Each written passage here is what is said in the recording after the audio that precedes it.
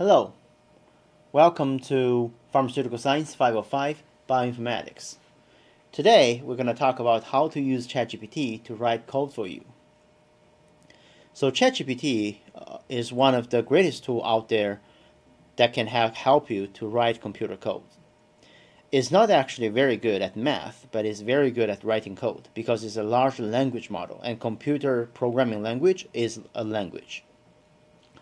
So, however, when you use ChatGPT, you need to understand how you actually give the correct instruction, which is called prompt, to help ChatGPT to understand what you need. If you give the correct prompt, most of the time ChatGPT can give you a very good answer. ChatGPT not only can write the code for you, but also can explain the code, like how it works, so you can learn faster.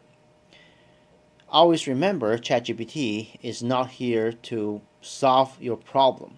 You need to actually dissect your own problem into smaller functions, and then you can use ChatGPT to help you to write these functions faster and better. Okay, if you remember last time in the last video, I challenged you to write a function to calculate the prime number under 1000. So let's try the ChatGPT. So that's the first thing, the first prompt I'm gonna give you here. So the first one is basically a very general one, is write a function in some language to calculate a mathematical concept. In this case, we are gonna do this. Okay. Write a Python function named calculate prime that takes an integer n as input and return all the prime numbers below n. Let's try it out. ChatGPT. By the way, this is ChatGPT 3.5, which is free. You can just sign up and use it. Here we go. Here's a Python function named calculate prime that takes the integer n as input and return all the prime numbers below n. And this is the function. So the function is two-part. One is calculate prime, the other one is prime. So calculate prime n is the function that we want. It first create a list to put all the prime numbers it calculated, and then it use a for loop to loop through I starting from 2 to n. In this case, the test example, ChatGPT used 20.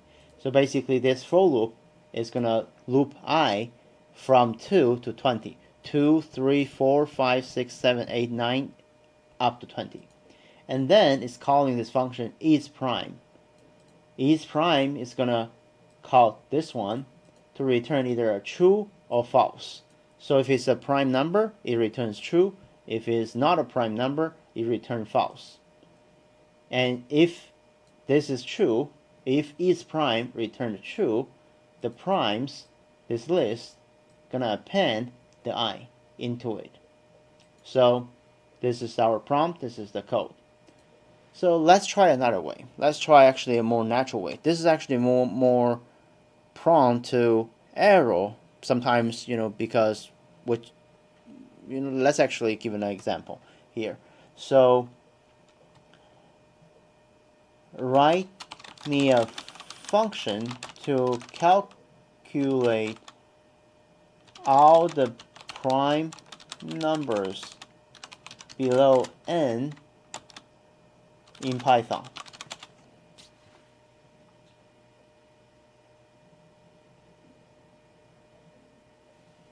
Okay, here we see ChatGPT generate a new function. And if you look at the function, this function is actually a little bit different than what it generates before, right? So this one is like this one is not. It's just not very similar. However, if you look at the key here, range I to the n squared plus 1, if you look at here, it's out there. So in principle, it uses the same algorithm. However, this one is not just one function, and this one has two functions. Once you let ChatGPT to write you a function, you can actually let it help you to actually understand it. help me to understand this code. Now ChatGPT dissect the code into each of the line and basically tell you what it does. You see, this is like you have a teacher on your side for free anytime you want, 24/7, and anytime you can just ask them, what does this piece of code does? Can you actually explain this to me, right? So this is a great tool. And if you want to test the code, you can just copy and paste this code into that Jupyter server and then try it out. And be aware that sometimes ChatGPT can generate wrong code. And when in that case, you can just tell ChatGPT that this code you generated is wrong. When I input this thing, I'm expecting the output like this. However, your code is giving this answer, and let it correct it for you. Okay, let's try another one. The second prompt I'm going to show you here is this one. Okay, could you create some language function, in this case Python, to do something which takes what in as input and what as output under some conditions? Okay, let's try this one. So I'm gonna ask ChatGPT to do this. Could you create a Python function to read a CSV file? So CSV is called comma separated file,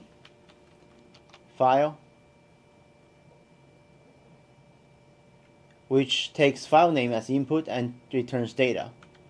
Okay, let's see. Now you see ChatGPT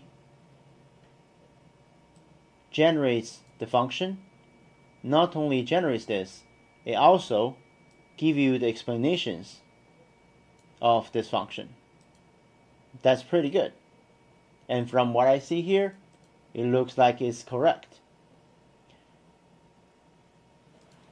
So if you don't have a CSV file, you can ask ChatGPT, could you generate a CSV file to test the above code?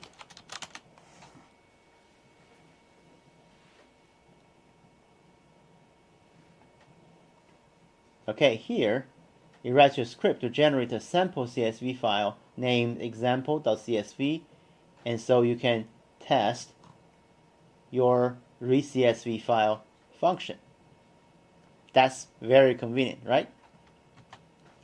Let's try something else. So we can also do things like this. So we can let ChatGPT to review the following function, a function that we wrote or someone else posted online, and to provide suggestions for error handling and potential bottlenecks. Okay, so here I wrote a function to split your name from your email list. Here. So this is what I got from Blackboard. So it's actually one big string from the beginning to the end with all of your email in just one line. I want to split this and get all of your email so I can send emails to all of you, right? So basically I wrote this function. I wrote this function. This is the function I wrote. You can test it, see if it does actually what it's supposed to, and you can actually try to understand what it does. But now I'm gonna copy paste this to ChatGPT. Okay, review the following code and provide me some suggestions. Don't press enter here, press shift and enter so it doesn't just execute it. Now you can copy the code over here. All right, go. So it says first of all, the provided split email function seems to be not designed to split a string containing multiple email addresses, each possibly followed by a name of the format. However, this function may encounter errors or have potential bottlenecks. Here's some suggested improvement. And he suggested error handling, the potential bottlenecks, all of these, and now it changes to a newer version of that. And you can test it if you actually perform the same as my original function or if it's better, right? Let's try something else. So when you actually have something new, let's say you don't know a function and you want to understand it, you can use ChatGPT to help you. So using this prompt, explain how something is used in Python or R and provide a simple code example that uses the specific feature, right? So here, I'm going to use ChatGPT to explain the zip function. And it's here, over here.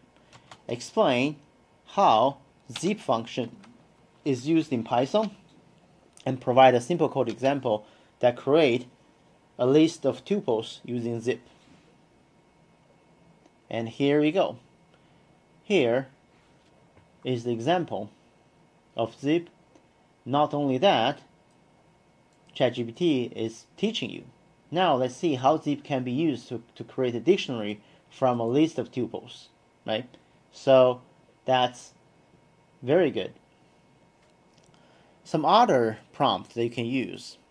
I'm just gonna, paste it over here. These are all great things that you can try. Just give it a try and see if it works for you. Right? I'm gonna put them in larger font so you can see better. You can pause on this page and you can take a look at these prompts. So I'm gonna copy and paste all of this output from the ChatGPT into a document and I'll post it on the Blackboard. Okay, so much for this video and I'll see you in the next one.